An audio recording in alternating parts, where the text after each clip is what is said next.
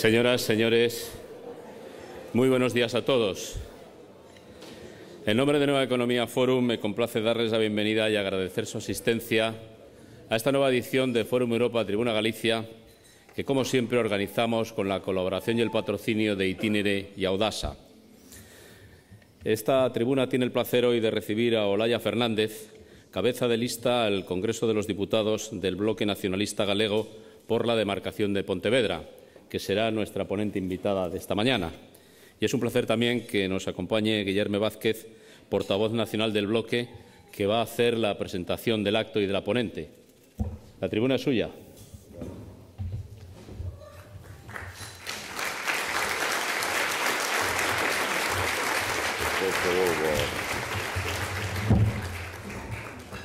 Bueno, bons días a todas e a todos.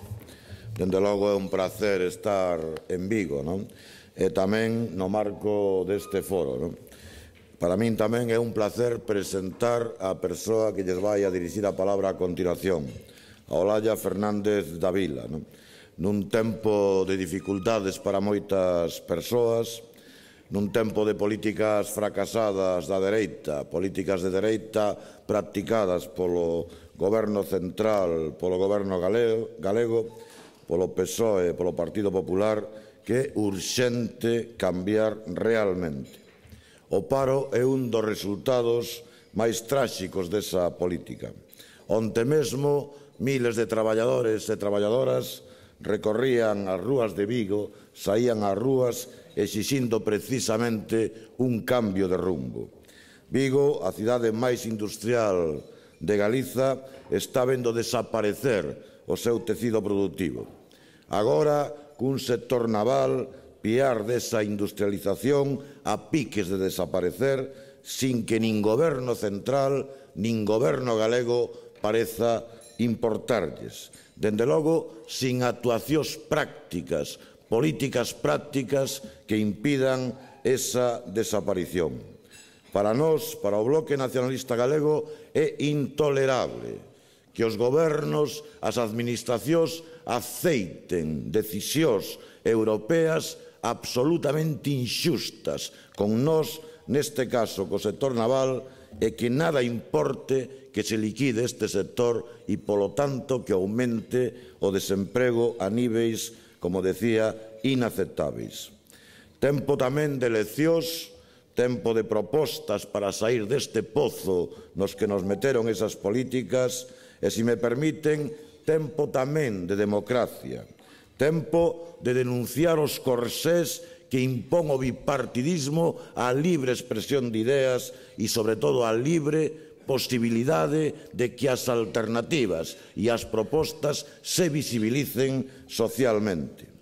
Hoxe, esa invisibilización do diferente, do alternativo, vai cenificarse nese famoso debate cara a cara, co que pretenden salvar a situación, co que pretenden aparentar pluralidade.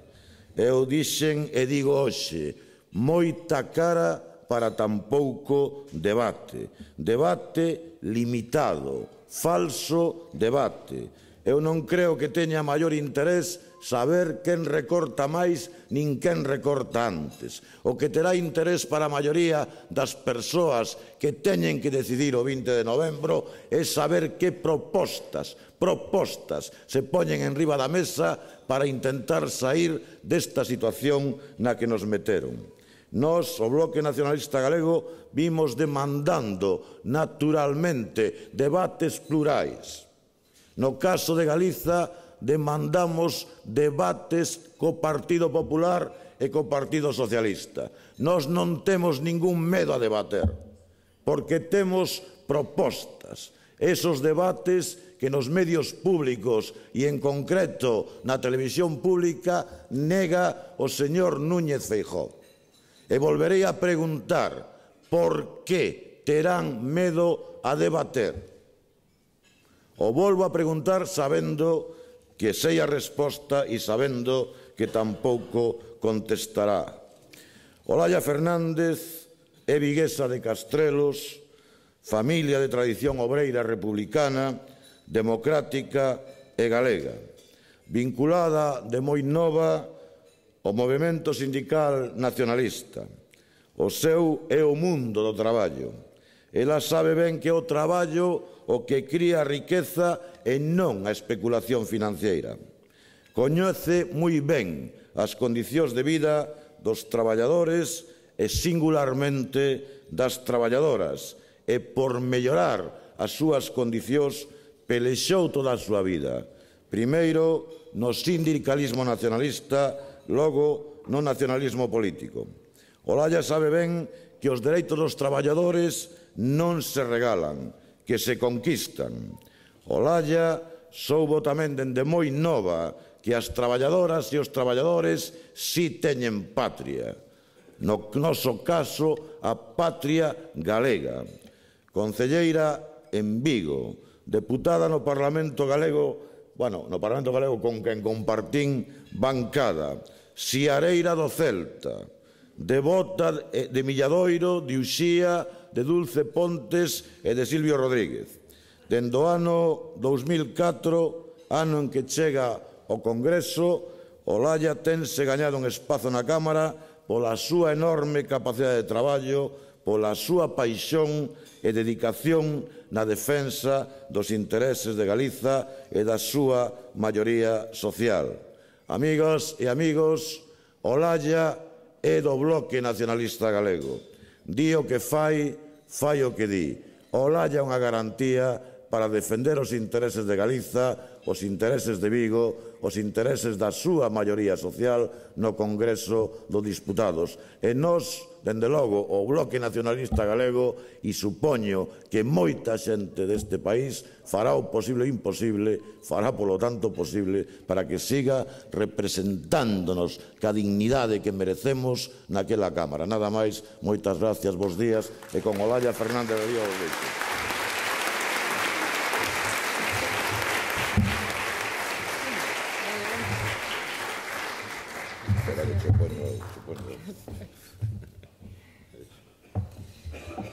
Bueno, esqueceuse na cartelera de Pablo Milanés, pero bueno, o recordamos nós. Moi bons días a todas e a todos e moitísimas grazas por estar aquí nesta mañán, seguramente roubándolle tempo aos seus quefaceres, todos moi importantes, por eso aínda moito máis agradecida porque sabemos a importancia da súa presencia, pero sobre todo mesmo o sacrificio de poder estar aquí. Por suposto, moitísimas gracias ao Fórum por esta oportunidade de poder presentar ante esta audiencia non somente esas nosas propostas en relación cos nosos compromisos para a próxima legislatura, sino tamén a oportunidade de poder expoñer e explicar moitas, cando menos algunhas, das cousas que fixemos na legislatura que rematou. Moitísimas grazas porque realmente é de agradecer ter a oportunidade dun foro como este para facer este tipo de explicacións.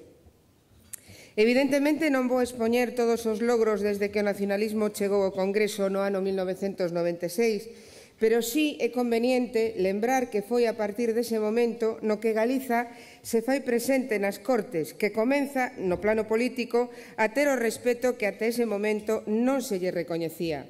Por iso é tan importante reivindicarnos e pensar no 20 de novembro en clave galega, en clave pontevedresa, en clave viguesa, pois de outro xeito estaremos a desandar o camiño xa andado, estaremos a contribuir a recuperar un Estado cada vez máis centralizado no que teñan seguro que Partido Popular e PSOE van tentar calar as voces das minorías porque xa o están a facer. Por exemplo, vetándonos nos debates, como ben saben, se siguen a información electoral e poderán comprobar esta mesma noite. O noso portavoz nacional acaba de facer referencia tamén a esta cuestión. A miña experiencia no Congreso comeza na legislatura de 2004-2008, unha legislatura a que teño que facer referencia porque o traballo do BNG veuse refletido en importantes logros para Galiza. Nos presupostos xerais do Estado pasouse dun 4% a máis dun 8% a finais de legislatura, pero aínda houbo máis. Os orzamentos xerais do Estado nos diferentes anos desa legislatura, dese goberno, incrementáronse grazas a emendas do Bloque Nacionalista Galego en máis de 300 millóns de euros que se destinaron a infraestructuras viarias, medioambientais, ferroviarias, etc. Exemplo temos nesta mesma provincia e cidade, como a aceleración do tramo Pontevedra-Vigo do Eixo Atlántico, do que neste momento xa está avanzado, ou o que se ten adiantado no tramo Vigo-Tui, os estudios informativos, etc., así como obras no aeroporto.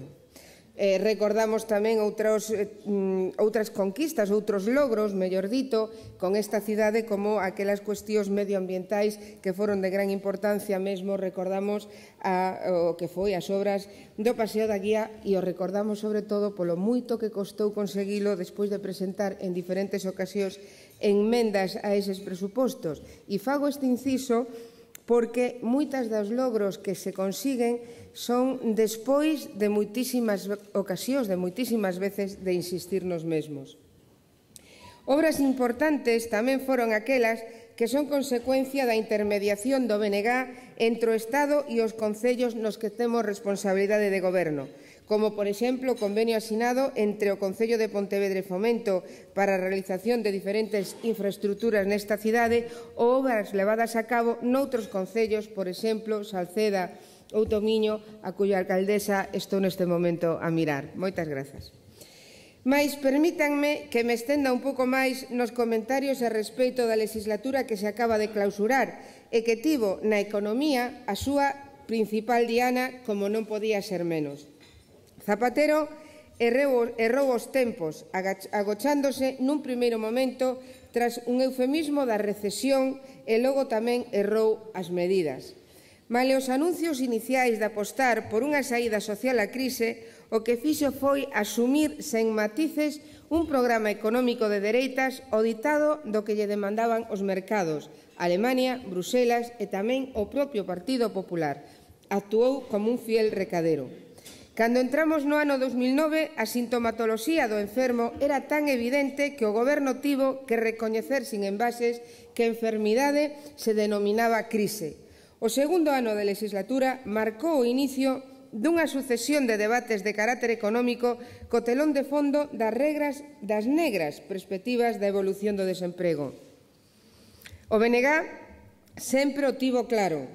Había que afortalar e afianzar o estado do benestar, defender o sistema público e perfilar con valentía unha reforma fiscal integral. Non foron debates baldíos, aínda que nunca suficientemente exhibidos nos medios de comunicación.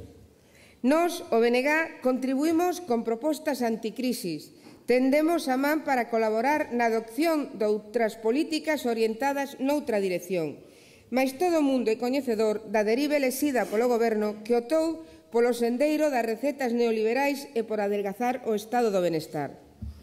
Quero explicitar algunhas das nosas propostas porque, podendo non ser moi coñecidas, non quere decir que fosen inexistentes. A nosa oposición foi construtiva. Sempre se apoiou en críticas acompañadas de propostas, como operativizar o ICO como banca pública, debido aos terribles problemas de liquidez existentes e á falta de crédito por parte das entidades privadas. Mas, finalmente, o ICO non está cumprindo ese papel, por iso volvemos a levar no noso programa a creación da banca pública. Tamén defendimos a creación dun salario social para parados e paradas de longa duración ou a modificación da lei da morosidade para axudar as PEMES, asfixiadas como están e sen recursos para facer fronte á crisis. Como ven, todo xira en torno ao mesmo círculo e se unha peza non funciona, nada funciona. Os traballadores autónomos foron tamén unha constante preocupación do BNG no labor no Congreso, conscientes do peso que na estrutura económica de Galiza teñen xunto coas pequenas e medianas empresas. Defendimos e seguimos a defender melloras na súa protección social de seguridade social, incorporando ao Estatuto do Traballador Autónomo unha cobertura maior, como, por exemplo, a cobertura do accidente laboral en itínere. Porque precisan máis medidas que as que leva no seu programa o Partido Popular de darlle aos autónomos 3.000 euros como, digamos, para contratar un traballador que só vai traer consigo perder o paro. Nestes momentos sabemos as dificultades dos autónomos e das pequenas e medianas empresas e que as axudas á contratación seguramente non son aquelas que máis necesitan neste momento, senón outras que lles permitan activar a súa actividade. E dos autónomos paso ao eido industrial, outro dos nosos cabalos de batalla. Movemos todas as fichas posibles no Congreso e no Senado para exercer presión sobre o Goberno central e evitar que os nosos hosteleiros da Ría de Vigo quedasen sen as bonificacións coñecidas como taslís, que novamente foron vetadas pola Unión Europea. Pero tamén defendimos e seguimos defendendo que é necesario que tanto o Goberno central como o galego impulsen medidas de financiación para o sector naval que lles permita ser competitivos e, polo tanto, acadar carga de traballo que garanta o emprego. Respaldamos as axudas ao sector do automóbil, pero demandamos que estas subvencións estivesen condicionadas a evitar a deslocalización e a asegurar o mantenimento dos postos de traballo na Galiza. Non teño que recordar que contamos cunha planta de fabricación de coches de extrema importancia na nosa cidade. E os nosos sectores produtivos estratégicos neste país foron efectivamente o centro quizáis maior xunto con as cuestións de tipo social máis importantes da nosa actividade en Madrid. Demostramos con creces que estamos ao lado da pesca cando denunciamos os brutais recortes nas cotas da xarda e lirio ou cando reclamamos que se paguen as axudas aos mariñeiros afectados por os paros obrigatorios. Isto como unha pequena escolma do que temos feito en relación co sector pesqueiro. Estivemos co sector da conserva e a súa loita contra a competencia desleal e con o noso agro para conseguir e para garantir uns precios do leite xustos en orixen ou uns precios do leite en orixen xustos. E seguimos ao lado de todos eles apostando por exercer presión no Estado para poder mudar as regras de xogo que impón a Unión Europea, como a eminente reforma común de pesca ou a reforma agraria común, que se presenta tan lesiva para Galiza. En todas as oportunidades que tivemos no Congreso, nos distintos ámbitos, sempre trasladamos ao Goberno a necesidade de mudar algo fundamental na estrutura económica do Estado español, o patrón de crecemento. O ladrillo debe dar paso a un patrón con forte aposta polo I+D+I, polo desenvolvemento das enerxías renováveis, maior investimento en educación e grandes infraestructuras. Precisamente o contrario do que fixo o Executivo, que se adicou a mermar os recursos destinados a todos estes capítulos. Lamentablemente, o I+D+I non é a aposta do Goberno central e parece que a Axencia Estatal de Radiocomunicacións, que tanto pulamos para que se ubicara en Galiza, será outra das grandes vítimas das políticas restritivas. A pesar da enorme riqueza que podía aportar este país, pois contamos coa terceira escola de telecomunicacións do Estado precisamente aquí en Vigo. Polo tanto, seguiremos pulando por ela. E por si todo isto non fora bastante, chegou, amigos e amigas, o 27 de maio de 2010, o día no que se aprobou o famoso Plan de Axuste, un paquete de medidas que, como xa é visível, non serviu para saír da crisis, ao revés, está a ser contraproducente para a reactivación da economía. Hai que lembrar que foi un cóctel composto pola drástica redución do investimento público, a perda de poder adquisitivo dos sectores sociais máis desfavorecidos, a suba do IBE, a conselación das pensións e a redución do salario dos empregados e empregadas públicas. Non hai equidade nin xusticia social neste tipo de plans, porque reducen o gasto no investimento productivo e no eido social. Por riba, súbense os impostos indirectos que pagamos todos. Son impostos universais que encarecen a vida. A vía impositiva indirecta non é adecuada. Como xa dixemos e sigue dicindo o Bloque Nacionalista Galego en outras ocasións, a nosa vía é clara, unha modificación do sistema fiscal na súa integridade para agravar máis as rentas máis altas.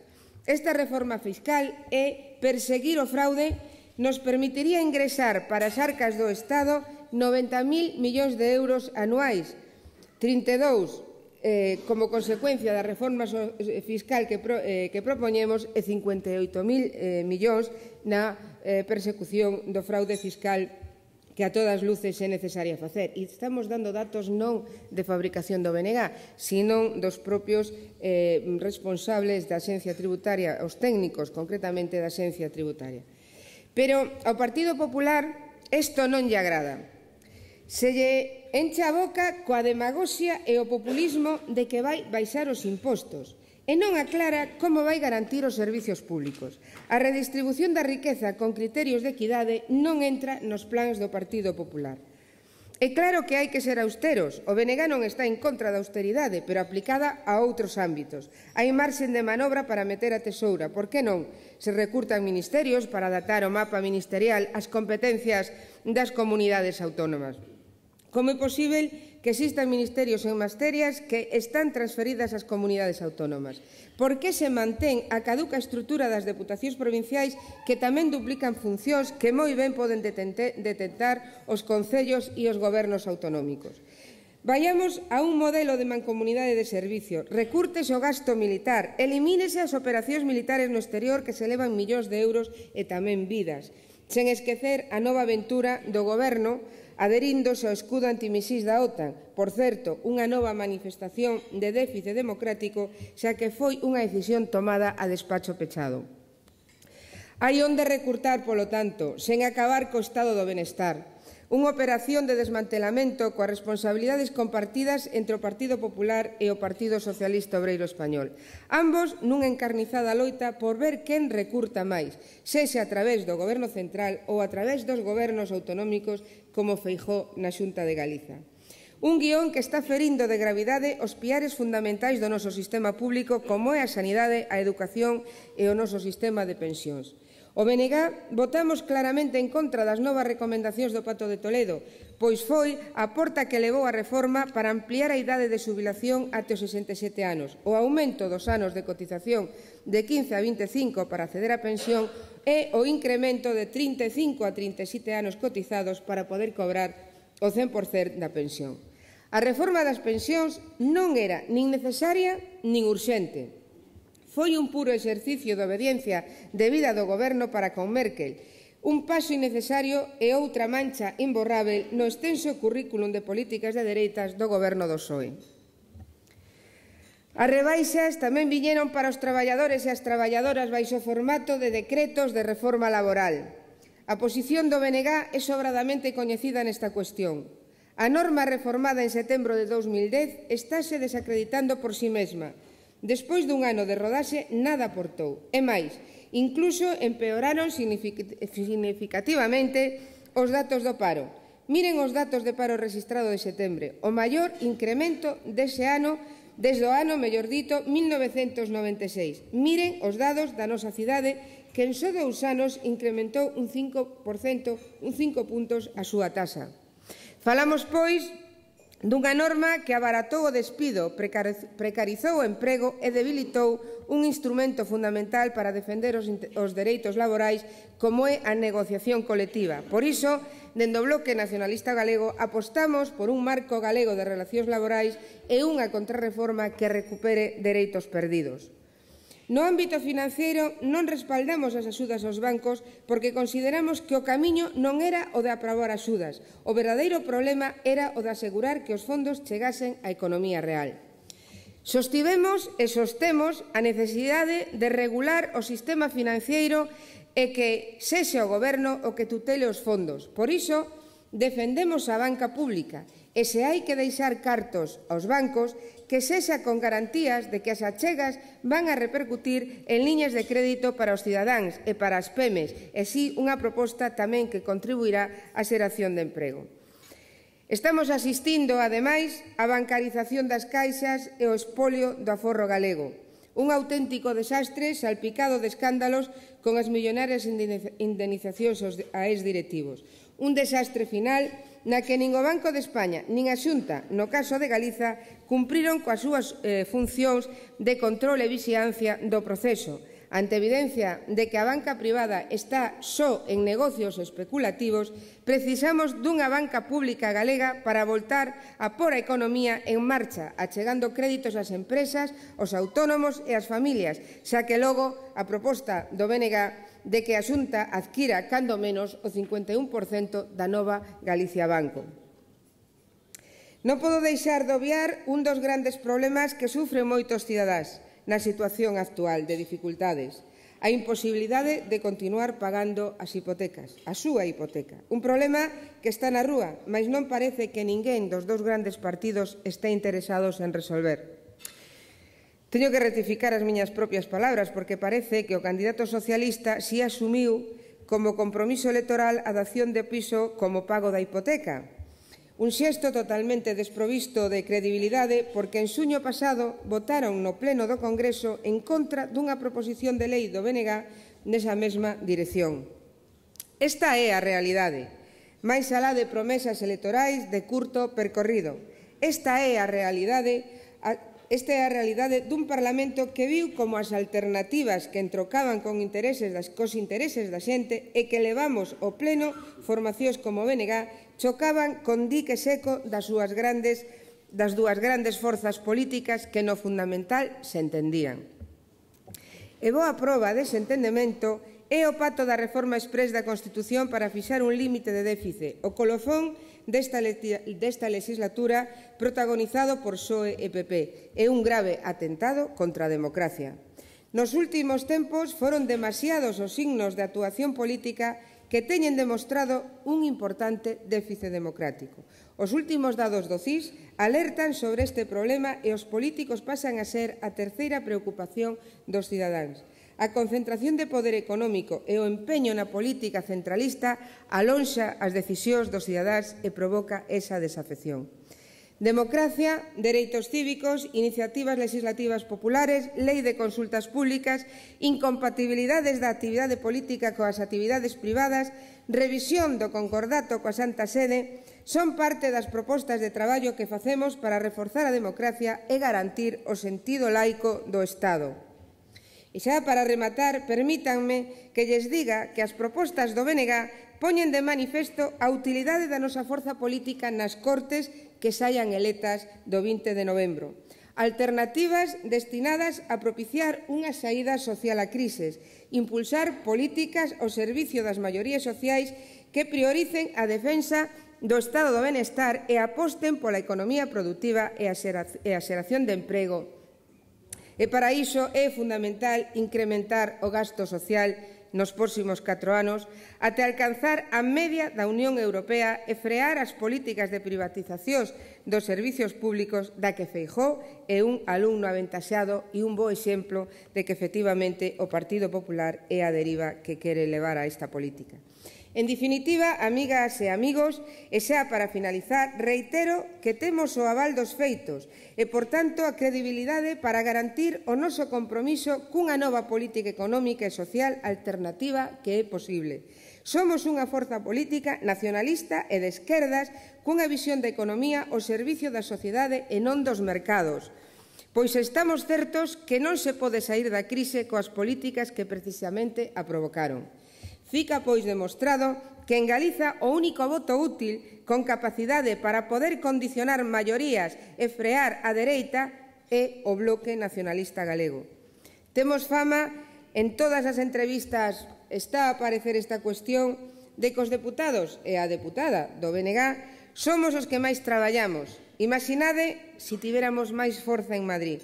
Canto máis traballo poderíamos sacar adiante en defensa do noso país, dos nosos povos, das nosas vilas e das nosas cidades. Aquí, o 20 de novembro, non se elixe a Rajoy ou a Rubalcaba.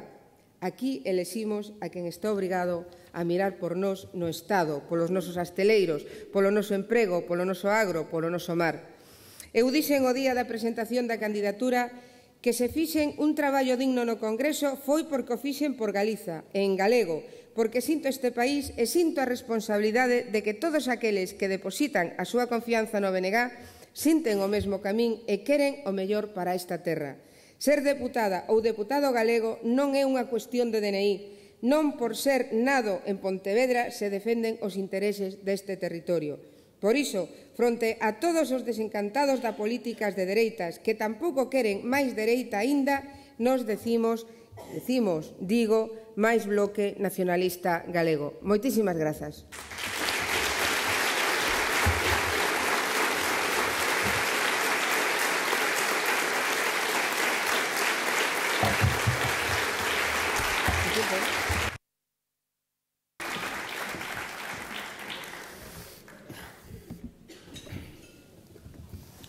Muchas gracias. Si le parece, pasamos al coloquio acto seguido.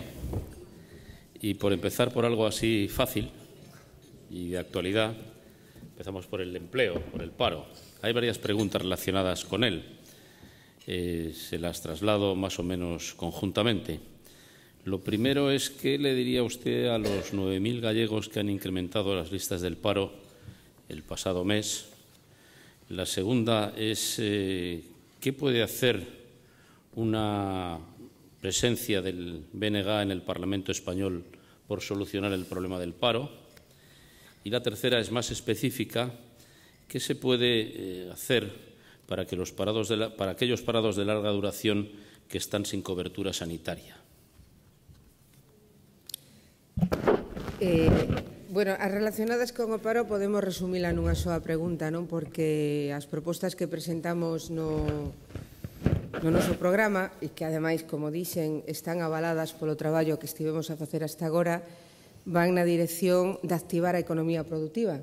E, desde o noso punto de vista, para podermos falar efectivamente de creación de emprego, temos que falar justamente de que a política económica ten que dar ese xiro, o xiro de facer política e de tomar decisións dirixidas a activar esta economía productiva, que ven sendo a economía real.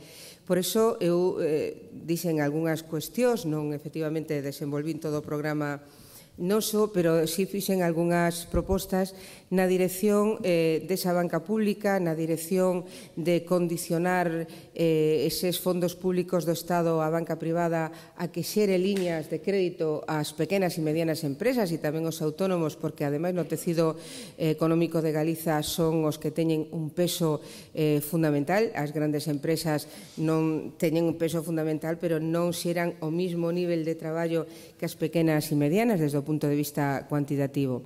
Por lo tanto, a marxen do que poden ser políticas de índole laboral, de dereito de traballadores e traballadoras, a creación de emprego, desde logo, faise con esas políticas de impulso da economía productiva. Pero, ademais do que é a cuestión de procurar achegas financeiras para estas empresas, hai outra cuestión, e que tanto desde o Goberno galego como desde o Goberno central é necesario afrontar unha política diante da Unión Europea que faga posible romper esas limitacións que a Unión Europea está a facer con os nosos sectores productivos. É dicir, eu comentaba que estamos nun momento de reforma da política común agraria e de reforma da política común de pesca.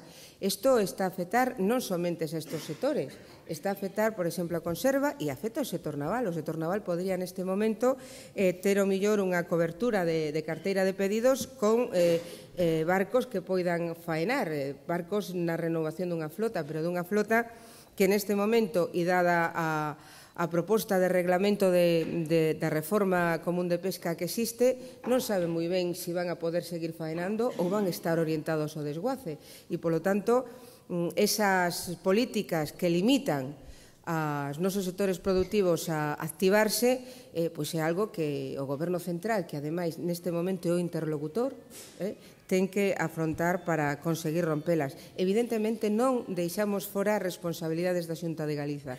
Este é un traballo que é necesario que as administracións públicas fagan conxuntamente, porque a veces vemos que incluso os propios sectores son os que están dinamizando máis ese labor defensivo do sector en Bruselas. Nos estamos falando desta cuestión porque os sectores productivos non solamente é o problema do leite, non solamente é o problema da pesca, digo que é o problema da conserva, é o problema do sector naval, e a partir de aí tamén nos atopamos con un problema no sector servicios, é dicir, se estes sectores productivos non dinamizan a economía, estamos paralizando tamén o emprego que se poida xerar no sector servicios, e non esquezamos que no mes de setembro e de outubro a caída do emprego en Galiza xustamente foi neste sector, no sector de servicios, efectivamente como consecuencia da perda do emprego no sector industrial con anterioridade.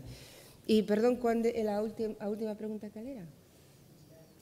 Los parados de larga duración sin cobertura sanitaria. Bueno, a ver, entramos nunha pregunta que a min realmente me provocou moitísima alarma, moitísima preocupación e que creo que todas as persoas que defendemos unha sanidade pública universal temos que estar moi alertas, non? E que a Xunta de Galiza fixo unha orden, aprobou unha orden o 5 de setembro que logo estableceu o reglamento, as instruccións, mellor dito, correspondentes a todos os centros de saúde profesionais, donde se plantexa que aquelas persoas que perden, o sea, que rematan o seu seguro de desemprego, é dicir, despois de perder o emprego, rematan a súa prestación de desemprego, quedan así mesmo sin cobertura sanitaria.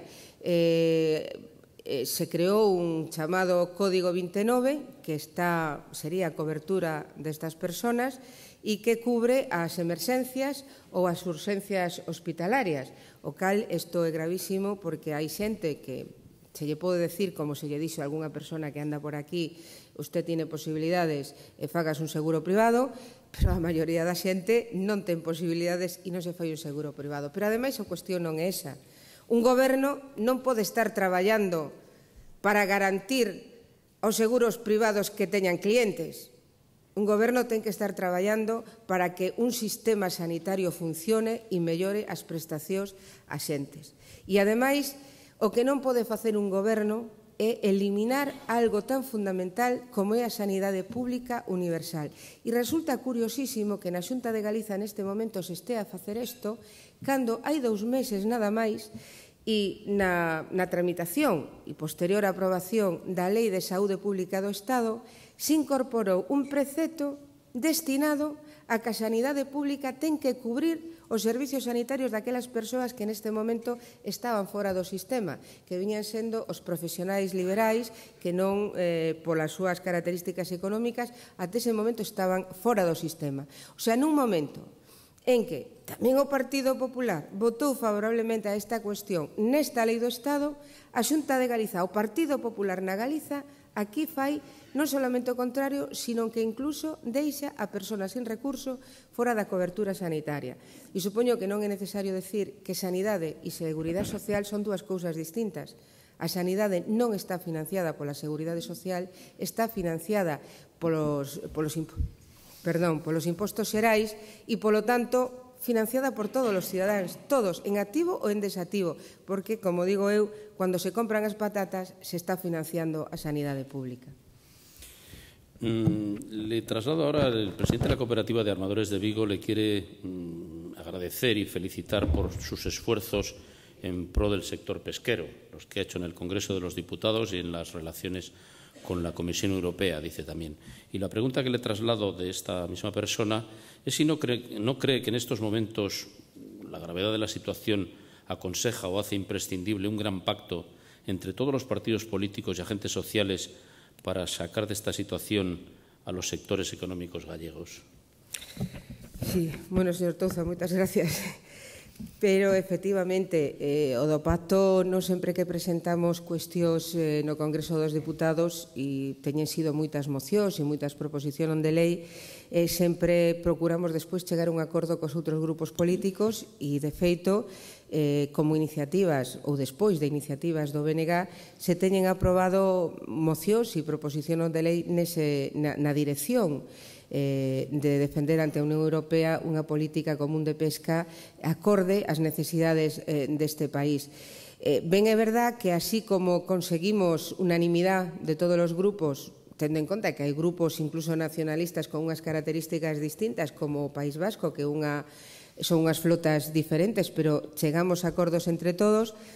Resulta que despois nos encontramos con unha proposta de reforma da política común de pesca que vai en direccións contrarias, incluso na dirección contraria do famoso libro verde que analizaba a situación, que nos facía ter esperanzas de que se podía chegar a considerar a Galiza como zona especialmente dependente da pesca, que pensábamos que se podían resolver algúns problemas históricos e, polo tanto, romper esas limitacións que eu falaba antes. Pero nos atopamos con ese reglamento e nos volvemos a asumir o compromiso de no Congreso, tamén se está a facer no Parlamento Galego, pero no Congreso de facer ese labor de procurar mellorar ese reglamento e acercalo máis á realidade e ás nosas necesidades. E, bueno, tamén teño que decir que, afortunadamente, a partir de xaneiro, o BNG conta con unha diputada no Parlamento Europeo, Ana Miranda, que será, ademais, unha diputada que trasladará alí todas as alegacións necesarias a ese reglamento e colaborará, polo tanto, con todo o sector da pesca e de todos aqueles que sexan necesarios. La pregunta que le traslado ahora es doble. Por una parte, ¿cree usted que están en peligro real los servicios públicos y cuál, más que otros, está en peligro? Esa es una pregunta. Y la siguiente, que tiene algo que ver con esto, ¿sería usted partidaria de introducir alguna fórmula del copago en sanidad? Bueno, primeira pregunta. Eu creo que sí, que non fai falta que volva a decir que estou convencida de que os servicios públicos están en perigo, non? Porque as políticas económicas que se están a facer poñen en perigo os servicios públicos. É dicir, se Partido Socialista e Partido Popular chegan ao acordo de modificar a Constitución incluindo un precepto que pon como prioritario nos orzamentos que faga unha administración, calquera delas, o pago dos intereses aos bancos por encima de calquera outra cuestión, pois evidentemente estamos pensando que a intención é o deterioro, a intención non, é que non xa é unha cuestión de intención, é que a vontade política que se transmite nesa reforma é que os servicios públicos son aqueles que van a ser obxecto secundario deses orzamentos. E a garantía do desenvolvemento en condicións dos servicios públicos como educación, sanidade ou servicios sociais, dependencia, é efectivamente unha financiación adecuada. Se resulta que no momento que aínda siga necesario incrementar a financiación, ya imos reducir, ya están reducindo xa, pois evidentemente esos servicios están en perigo. A educación na Galiza, por exemplo, o feito de que non contraten máis mestres e profesores neste curso, está deteriorando o servicio, porque cando se creou a polémica, non, o problema de que os mestres protestaban porque se lle incrementaban as horas lectivas, non é que os mestres protestaran porque se lle incrementara o horario laboral. O horario laboral os mestres sigue sendo o mesmo. O problema é que o que se deteriora é a calidade do ensino, porque no seu horario laboral os mestres o que non van ter tempo é para preparar debidamente as clases, porque ese tempo van a ter que dar a dar clase.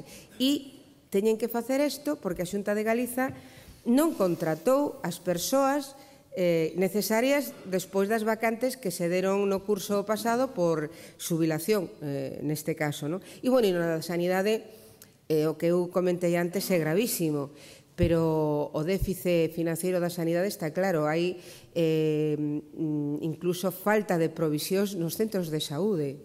Hai cousas gravísimas, hai persoas que están aquí hai persoas directamente vivindo na sanidade porque traballan e outras porque xa sufriron algún destes detalles, non? Pero nos centros de saúde hai falta de provisión e polos coñecementos que nos temos e os temos polo Comité de Empresa da Área Sur do Sergas, da Área Sur de Pontevedra, e que esa provisión, que hoxe xa está deficitaria, non se vai a resolver hasta pasado xaneiro. É dicir, que é unha clarísima realidade. E, desde logo, nós vamos a defender a sanidade pública, vamos a defender a educación pública e vamos a defender os servicios sociais públicos e a atención á dependencia. E, ademais, tamén quero decir que o Bloque Nacionalista Galego, cando tuvo responsabilidades nestes einos e concretamente en servicios sociais e dependencia, fixo un grandísimo esforzo neste país. Non solamente de dotacións que non existían, como centros de día, por exemplo, como escolas infantís, etc., sino de cubrir suficiente persoal para atender a nenos e a persoas maiores. E, lamentablemente, esta nova xunta, este novo goberno, non sigue esa dirección. E esa dirección non solamente ofrece un servicio a quen o necesita, sino que estamos desenvolvendo un sector que crea emprego. É dicir, si se desenvolve a economía que permite o emprego e despois, con unha fiscalidade xusta, unha redistribución da riqueza equitativa que garante estes servicios, estamos redundando de novo no emprego. Os servicios sanitarios, de educación ou de servicios sociais son nichos de emprego enormes se realmente os desenvolvemos nas condicións de atender as persoas que o necesitan. E teñemos en conta que, se se crea tamén no sector público empreo, estamos tamén fortalecendo ese famoso sector servicios que, se non tenga quen servir, malamente pode desenvolverse, non? E a outra era... O copago en sanidade. Eu creo que non teño que explicarlo moito, no, para nada estamos de acordo co copago na sanidade por unha razón fundamental. E o dixen antes, todas as persoas ao consumir, nada máis o consumir, ademais de que xa pagamos IRPF e todo eso, pero co consumo xa estamos financiando a sanidade. E, por suposto, as persoas que pagan IRPF, pois máis en riba do que o consumo. Por lo tanto, entendemos que isto debe ser un servicio público que nin siquiera nesa posición que algúns falan de que o que máis ten pois debería ter, o que máis ten xa cotiza tamén xa económicamente, partindo da base do sistema fiscal tamén que defende o Bloque Nacionalista Galego e que de momento aínda non temos ese sistema fiscal con maior progresividade que lle dá a redistribución desa riqueza en maior equidade, non? Tiene que ver con la austeridad la siguiente pregunta, pero no estrictamente con servicios tan básicos como la sanidad o la educación, pero sí con la austeridad. El Partido Popular lo lleva en su programa, el Partido Socialista parece que podría estar de acuerdo. La pregunta se refiere a la posible privatización de las televisiones autonómicas. ¿Qué le parece? Bueno, a posición do Bloque Nacionalista Galego é totalmente contraria ás privatizacións daquelo que é público, polo tanto, a das televisións tampouco, pero que ademais no tema das televisións, aínda que evidentemente temos e mantemos moita crítica ao funcionamento, digamos, democrático, polo recoñecemento da pluralidade política existente no país, por exemplo, que entendemos que a Televisión de Galicia carece, nos defendemos que este ente siga sendo público, porque entendemos que é necesario que haxa unha televisión a marxen do público-privado, que entendemos que debe existir unha televisión que manteña un tipo de programación totalmente diferente a comercial das televisións privadas e que este orientada, ademais da información, tamén a formación da cidadanía, non?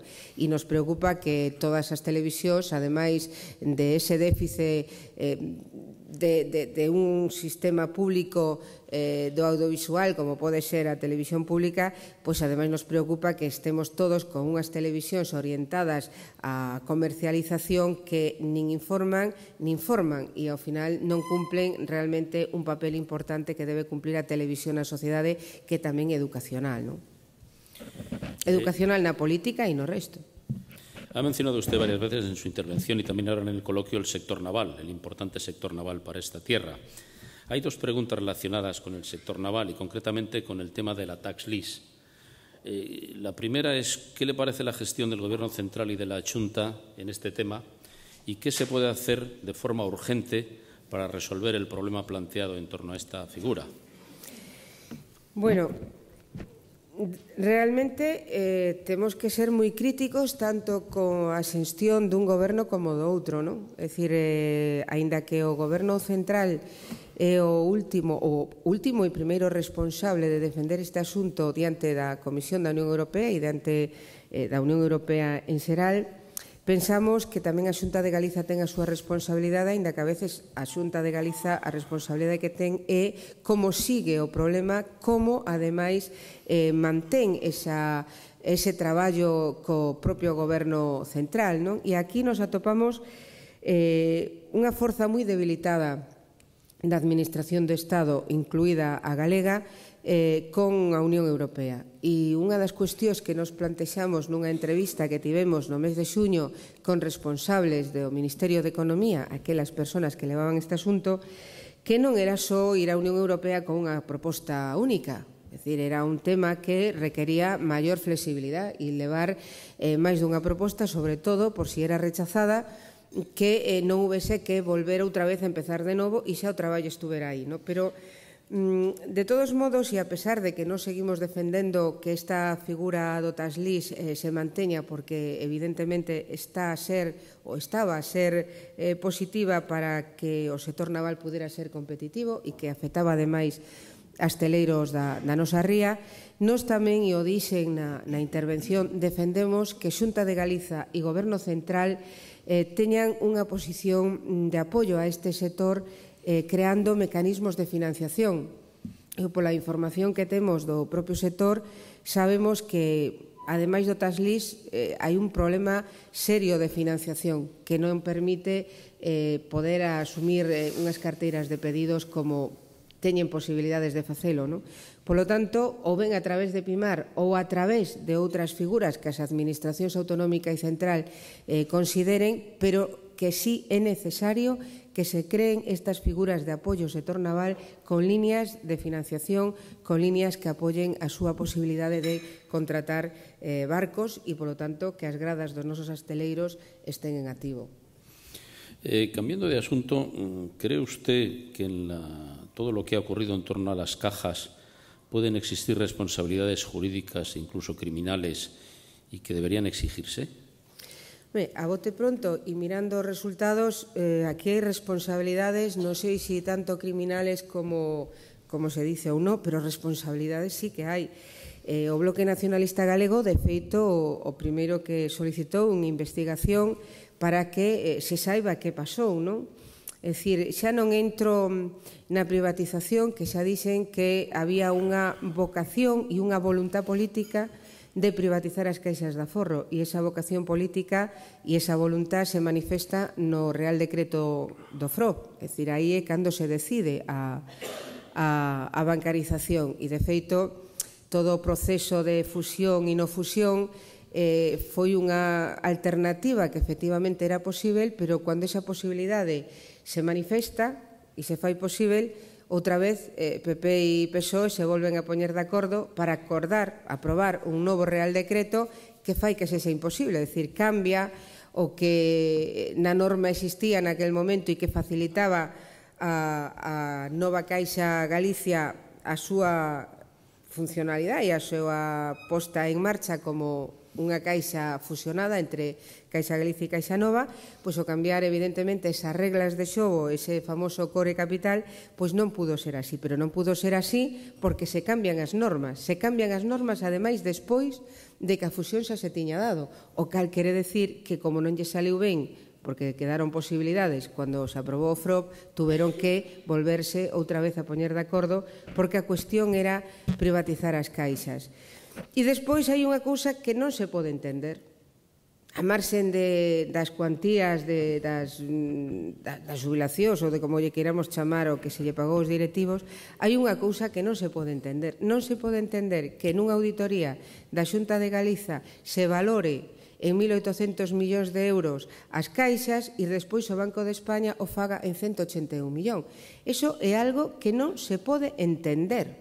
E que ou ben a Xunta de Galiza ten que dar unha explicación e decir que inflou a súa auditoría, porque evidentemente a auditoría sempre ten relación coa vontade ou co obxectivo que persigue quen paga esa auditoría, quen contrata esa auditoría, e entón a Xunta de Galiza nos enganou a todos, ou o Banco de España evidentemente fixo unha valoración que non tiña nada que ver coa realidade das nosas caixas, que non foi obxectiva, e nós temos a nosa información tamén onde evidentemente está manifestado que o Banco de España na valoración que fai non existe obxectividade por ningún lado e que ademais non valorou co mesmo baremo, por decirlo así, as nosas caixas que outras caixas do Estado, independentemente de que esas, como as vascas ou a Caixa Catalana, estuveran en unhas condicións distintas e que ademais afrontaran a situación de maneira distinta, pero ademais con anterioridade. Pero hai unha cousa que evidentemente necesita unha resposta e unha investigación. Como unha caixa que estaba valorada pola auditoría da Xunta en 1.800 millóns, o Banco de España a valor en 181. Evidentemente, responsabilidades hai, non sei se do calibre das que plantexa a persoa que pregunta, pero responsabilidades hai e efectivamente deberían depurarse, non? Cambiando de asunto, ¿cómo ve la situación medioambiental de la ría de Vigo? Bueno, esta é unha grande preocupación dos nosos compañeros no Concello de Vigo, compañeros, compañeiras, das nosas compañeros e compañeiras tamén que diputados no Parlamento de Galiza son en Vigo, da provincia de Pontevedra, pero que ademais toca en Vigo, está aquí Enrique Viéitez e Carme Adán, pero tamén é unha das cousas que máis temos insistido no Congreso dos Deputados, non? Porque todo o mundo sabe que pende unha sanción da Unión Europea desde hai moitos anos polas difíciles situacións medioambientais, pola contaminación das aguas da ría de Vigo. É verdad que desde que se empezou a traballar nesta cuestión se foron facendo cousas, porque non todo é, ou non toda esa problemática medioambiental e de contaminación está relacionada coa depuradora de Vigo, non? Había tamén outras depuradoras, outros concellos que non depuraban debidamente as súas aguas, pero ademais hai outras cuestións relacionadas con esa agua que xera contaminación. Nos, desde logo, temos que dicir que tivemos en todo este tempo unha postura moi clara en relación coa depuradora de Vigo, moi seria e responsable. E se a depuradora tuvo os problemas que tivo e se alongou tanto no tempo, foi pola falta de acordos de dous partidos, PSOE e PP, que unhas veces un gobernando en Vigo e o outro en Santiago e viceversa, segundo estaban un lado e outro, non había maneira de que se puxeran de acordo. Nós sempre mantivemos a mesma postura, sempre a mantivemos, que Vigo necesitaba resolver os problemas das súas aguas residuais. Neste momento a cousa parece que está en marcha, esperemos que quen goberne a partir do 20 de novembro cumpla os seus compromisos con esta cidade e, polo tanto, eso vai adiante. Pero seguimos insistindo que a depuración das aguas de Vigo non só depende desto e, polo tanto, aí ten responsabilidades a Xunta de Galiza e o Goberno Central. Pero non solamente por esa sanción que representan moita dos cartos para a Administración, sino porque a nosa ría está chea de riqueza que xa, desgraciadamente, moita dela foi perdida no tempo, pero que hai unha riqueza marisqueira e unha riqueza pesqueira que non se pode permitir que acabe, ¿no? La siguiente pregunta que le traslado tiene que ver con la reciente entrada en vigor del llamado desahucio exprés, la aceleración de los desahucios por impago de los arrendamientos. ¿Qué le parece la medida y cómo afecta esto a los colectivos de la gente sin techo? Bueno, a ver, como afecta, non sei se hai unha relación entre unha e outra, porque os colectivos da xente sin teito non están moi relacionados con as hipotecas, non? Aínda que a veces pode que algunha persona, despois de padecer unha situación como esa e quedarse sin vivenda, non somente por quedarse sen a vivenda está abocado ao mellor a vivir na rúa, sino que probablemente incluso quede moi afectado psicolóxicamente e poida acabar aí, no? Pero as problemáticas sin teito hai que afrontalas de maneira diferente, porque ten relación con eso en algúns casos, pero maioritariamente con outras circunstancias, e por eso as administracións deben garantir unha cobertura que permita a estas persoas resolver o máximo posible os seus problemas de habitabilidade, de higiene, etc. Daí que eu teña que felicitar a María Méndez no grandísimo esforzo que fixo para que Vigo tivera un albergue, e criticar a aqueles que puxeron tantos impedimentos para que fose posible, non? Pero sí que hai que felicitala, porque o traballo foi ímprobo. E en relación con as hipotecas, o Bloque Nacionalista Galego, xa o comentaba na miña intervención, presentamos aos finais do período de sesións, é dicir, antes de rematar xuño, a presentación foi anterior, pero se debatiu no pleno do Congreso no mes de xuño unha proposta de modificación da lei hipotecaria na cal, entre outras cousas, se contemplaba a dación en pago da vivenda para eliminar a débeda, non? É dicir, que unha vez que unha persona entregue a vivenda, xa non teña débeda, non como pasa agora que se queda sin vivenda e se queda coa débeda. E ademais, con unha débeda e unha vivenda valorada moi distintamente ou con unha valoración moi distinta da que tivo no momento da compra, é dicir, valorada en base a criterios especulativos, o cual aínda é moito máis grave, por iso nos plantexamos nesa lei hipotecaria modificacións diferentes. E como dixen, esa proposta non saliu adiante porque o Partido Popular e o Partido Socialista votaron en contra e ademais foi moi curioso porque ambos os dous coincidían na argumentación. De aprobarse esa cuestión estaríamos facéndolle un grave problema, un grave perxuicio ás entidades bancarias. Iso foi o grandísimo problema que hubo ese día para non aprobar esa proposta do BNG. Yo creo que la pregunta se refería más al desahucio por impago de alquiler y no de hipotecas. Entendí as hipotecas. Bueno, aí é que sí, probablemente eso teña máis incidencia o millor no sinteito, porque a veces as persoas que non pagan os alquileres é porque están en situacións extremas de desemprego e ademais hai casos porque cando se traballa en servicios sociais se coñecen circunstancias das persoas que non sempre están relacionadas coa cuestión económica, pero que esas circunstancias ao final tamén provocan a situación económica, non? E no tema dos desahucios, evidentemente, ten que haber unha lei que protexa o alquilador e o alquilado, porque evidentemente eso ten que ser así.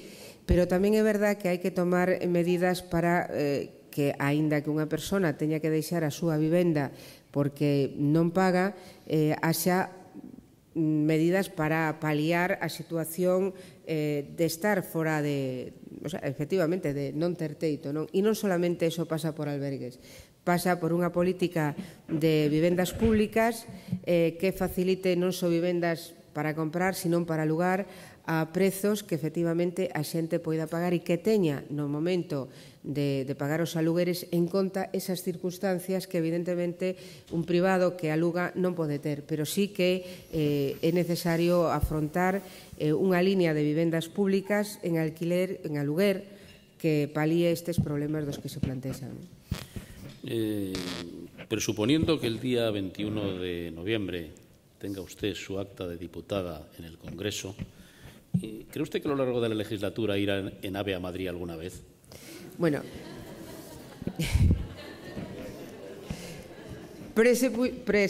presupuñemos e presumimos de que imos estar en Madrid despois do 21 de novembro. A ver, si se cumplen as previsións de financiación que se plantexaban nos orzamentos anteriores, é dicir, a distribución desa financiación que plurianualmente estaban feitas, sí que podo ir en AVE a Madrid. Sí que podo ir en AVE a Madrid. A mí me preocupa unha cousa, que efectivamente quen goberne non cumple eses plazos. Non cumple eses plazos e evidentemente pode non cumprilos un goberno ou outro goberno, é dicir, un goberno do PSOE ou un goberno do PP, pero é porque non se cumplen eses plazos, pero realmente a proxección da financiación económica sí que permite cumplir os plazos. Ora, se a proxección non se fai, evidentemente non. E aquí hai unha cousa que nos preocupa, que quen anda dicindo que non se van a cumplir os plazos é o Partido Popular.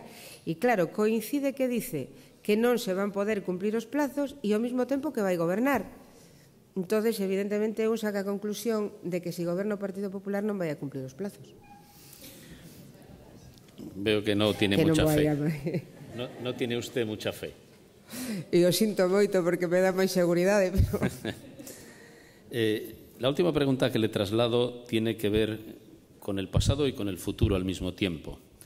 En la legislatura que ha terminado, los diputados del BNG apoyaron en principio al gobierno socialista del presidente Rodríguez Zapatero. Luego dejaron de apoyarle, no se sabe, la pregunta es si por decepción o por qué.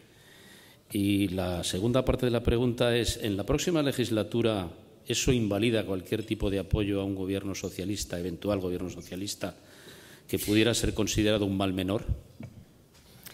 Bueno, a ver, o Bloque Nacionalista Galego, cando deu un apoio á investidura, non foi chegar ao Congreso e decir sí, non? sino que previamente hubo un diálogo e uns acordos onde o presidente que ia ser investido tamén cos nosos votos chegaba a uns compromisos de política social, de política económica e de modificación legislativa que iban na dirección que o Bloque Nacionalista Galego lle parecía correcta, ou cando menos que nos permitía, e de feito permitiu, incorporar a esa política cuestións que eran positivas e que se refliten en moitas leis, como a de violencia de xénero, como a lei de igualdade, como a lei de dependencia, etc. Pero, ademais, tamén políticas que iban na dirección de mellorar a legislación laboral que existía naquel momento, etc. No 2008 ese apoio non se deu, porque non se deu tampouco ese diálogo. E non se deu ese diálogo porque quen ia ser investido, aínda que era o mismo presidente da vez anterior, non quería chegar a eses compromisos nin quería chegar a eses acordos. E, evidentemente, se hubiéramos chegado a un acordo de investidura, hubiéramos tido que rompelo na posterior deriva da política do goberno, que supoñemos que xa no 2008 sabía que ian facer, por iso xa non tiveron interés en falar coas porque non solamente foi co BNG, foi con todas aquelas socios de esquerda que no 2004 déramos o apoio. Que vai pasar a partir do 21 de novembro? Pois evidentemente é algo que temos que poñernos a pensar o 22 de novembro, cando vexamos o panorama desas Cortes Xerais e, efectivamente, si se pode chegar a acordos con alguén ou non, pero, desde logo, cualquier acordo pasa polo que nos plantexamos no noso programa e os compromisos son os que acabamos de comentar. E dubidamos que haxa algunha forza das que teñen opcións, porque evidentemente as opcións de ir a gobernar son do PP e do PSOE, que haxa algunha forza que neste momento queira negociar con nós, e o decimos polo que propón o Partido Popular, que está clarísimo, e polo que está a facer o Partido Socialista. Independentemente do que nos poidan decir en campaña, hai unha acción política de goberno que nos indica que o que se dice en campaña e o que se fai é distinto, e, polo tanto, nos non podemos a día de hoxe aventurar que vai pasar o día 22 de novembro. Pero, desde logo, o Bloque Nacionalista Galego se presenta con unha vocación de defensa dos intereses de Galiza, de defensa das maiorías sociais e con unha vocación clarísima de frenar, ou polo menos de traballar para frenar as políticas de dereitas, fagas quen as faga. Muy bien, pues Juan Carlos López, presidente de Audasa, cerrará el acto en nombre de los patrocinadores que hacen posible esta tribuna. Vale, muchas gracias, Enrique. Bueno, en primer lugar, me gustaría felicitar a la ponente. Yo creo que ha realizado una presentación completa, donde además pues, cada una de las críticas ha ido acompañada de una propuesta, y de esta manera lo que se está fomentando es la cultura de la cooperación frente a la cultura del conflicto, ¿no? Y eso hoy día, la cultura de la cooperación, yo creo que es fundamental. Muchas gracias a todos ustedes por su asistencia a este evento.